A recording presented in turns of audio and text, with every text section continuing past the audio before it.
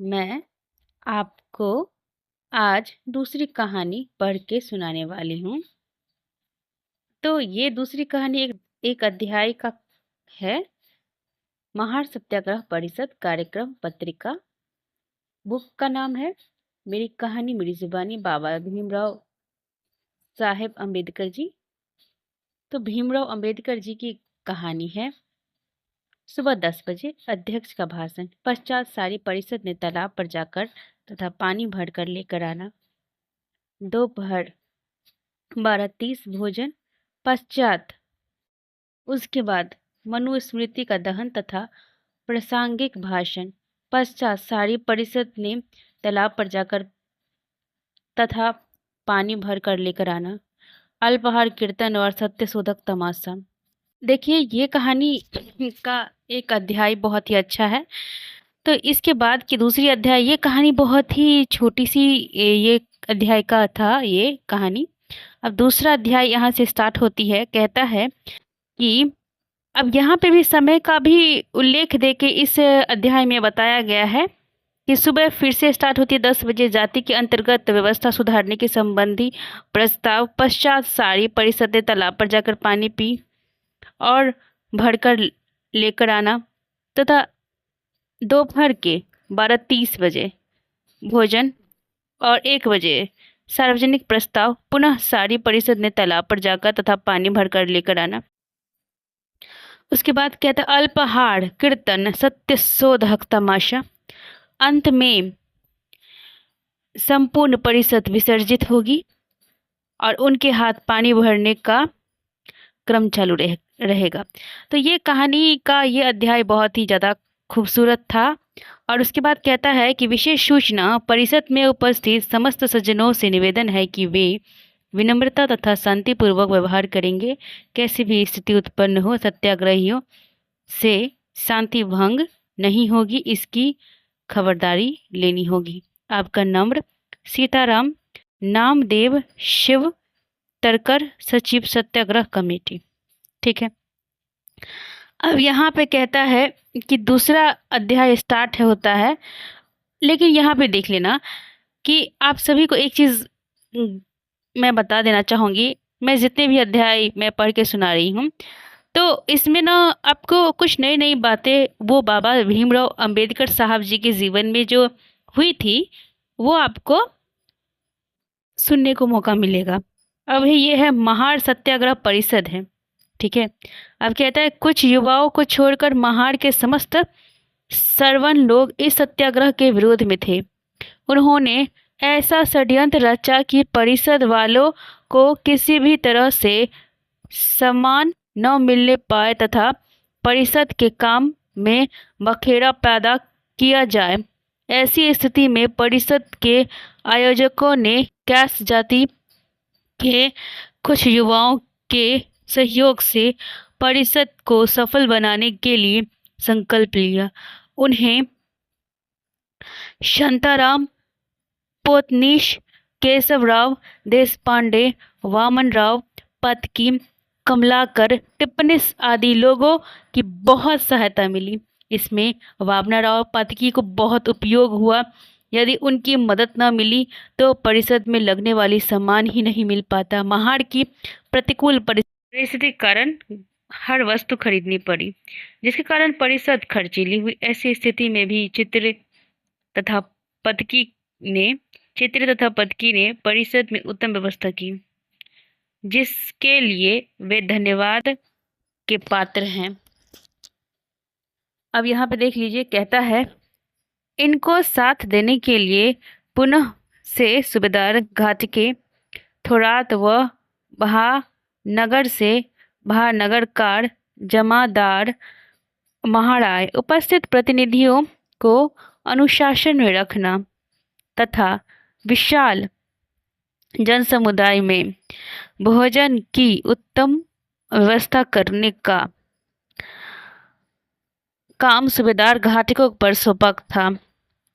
उधर महार के स्वर्ण लोगों ने डॉक्टर अंबेडकर तथा अछूत लोगों पर कोर्ट के केस डाले थे। अछूत चवदार तालाब पर जाने से रोका जाए। वैसे सभा में महत्व को देखते हुए कलेक्टर, पुलिस सुपरिटेंडेंट तथा अन्य अधिकारी महार पे पहुंच गए थे। डॉक्टर अंबेडकर लगभग 250 लोगों के साथ मुंबई से पद्मावती बोट से निकले थे। इनके साथ शिव तरकर, धोरी गायकवाड़, कांबले, गंगावनी, वनमाली, पुणे के राजभोग, नासिक के भावराव गायकवाड़ आदि नेता थे। उसी तरह स्वर्ण गृहस्थितियों में सोशल सर्विस लीग, सहस्त्रबुद्धे तथा समता संघ के प्रधान बंधु शामिल थे। ब्राह्मणोत्तर के संपादक देवराय नायक बीमार होने कारण नहीं आ पाए और सत्याग्रहियों के स्वागत हेतु पुष्पहार लेकर जनसमुदाय पहले उपस्थित था। डॉक्टर अंबेडकर ने धर्मतर के मार्ग से न जाते हुए 10 गांव के मार्ग से महार जाने का तय किया था। यह बात कोलमांड में के लोगों को मालूम हो गई थी, अतः उन्होंने मुंबई से आने वाली सत्याग्रहियों के स्वागत हेतु एक समिति का गठन किया था। स्वागत समिति के अध्यक्ष पांडुरंग मंडल लेकर थे। गांव के लोग उत्तम व्यवस्था की थी। सत्याग्रहियों ने वहां आरंभ के साथ रात बिताई। दूसरे दिन सुबह अल्पाहार के पश्चात 8 बजे अम्बा बोट से सत्याग्रह 10 गांव के लिए रवाना हो गए।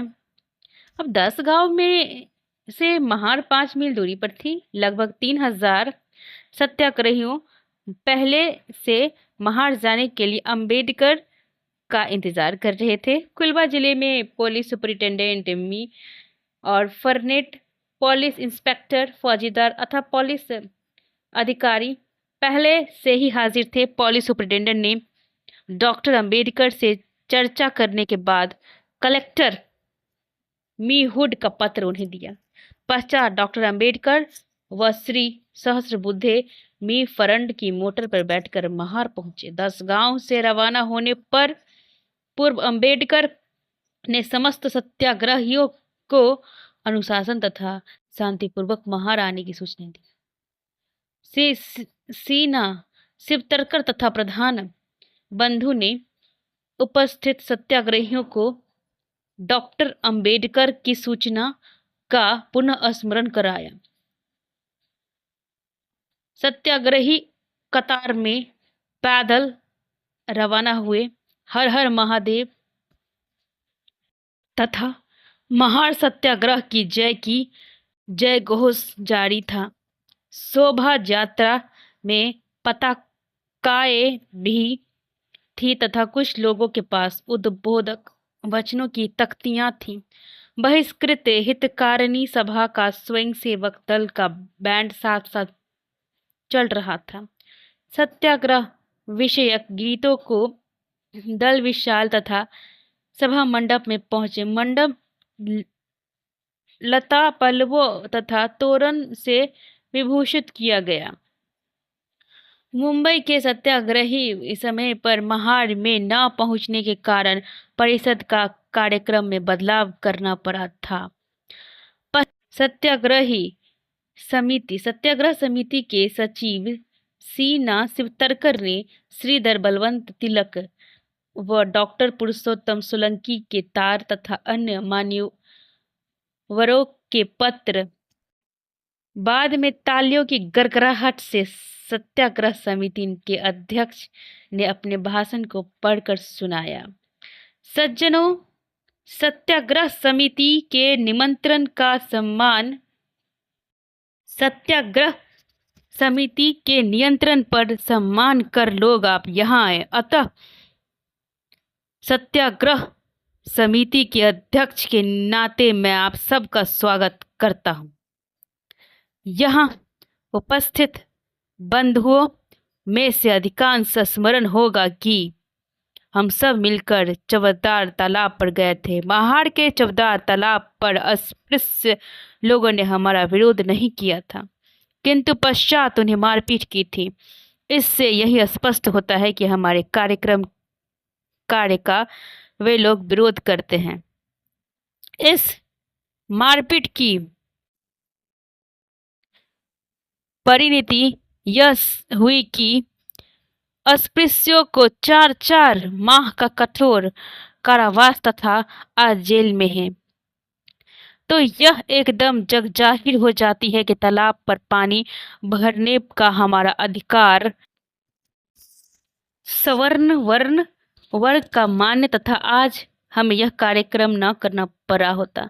किंतु दुख के साथ कहना पड़ता है कि ऐसा कुछ हो नहीं पाया। महार के अस्पृश्य लोग इतने अधिक समझदार हैं कि स्वयं तो तालाब का पानी ले जाते और साथ उन्हें अन्य धर्म के लोगों को भी पानी भरने की इजाजत दे दी है। फलस्वरूप मुस्लिम धर्म के लोग तालाब से पानी भरकर ले जाते हैं। मनुष्य को जाने दे, किंतु पशु पक्षी को भी वो पानी पीने का मना नहीं कर पाते हैं। इतना ही नहीं, क्यों अछूतों द्वारा पाले गए जानवरों को भी वे तालाब का पानी पीने देते हैं। स्वर्ण हिंदू दया के सागर हैं, वे कभी किसी की हिस्सा नहीं करते हैं, ना ही किसी का छल करते हैं। तो मेरे प्यारे दोस्तों, ये थी आज की अध्याय की ये कहानी। मैं आपसे एक विनम्र निवेदन करती हूँ कि जो भी श्रोता आप मेरे चैनल पे पहली बार जुड़े हो तो सब्सक्राइब शेयर कर देना, बेल आइकन को प्रेस कर देना, जिससे कि आने वाली वीडियोस के आपको नोटिफिकेशन मिले। और मेरे परिवार से जुड़ने के लिए तहे दिल से शुक्रिया अदा। और मैं आपको ये कहती हूँ कि happy Durga Puja and thank you everyone.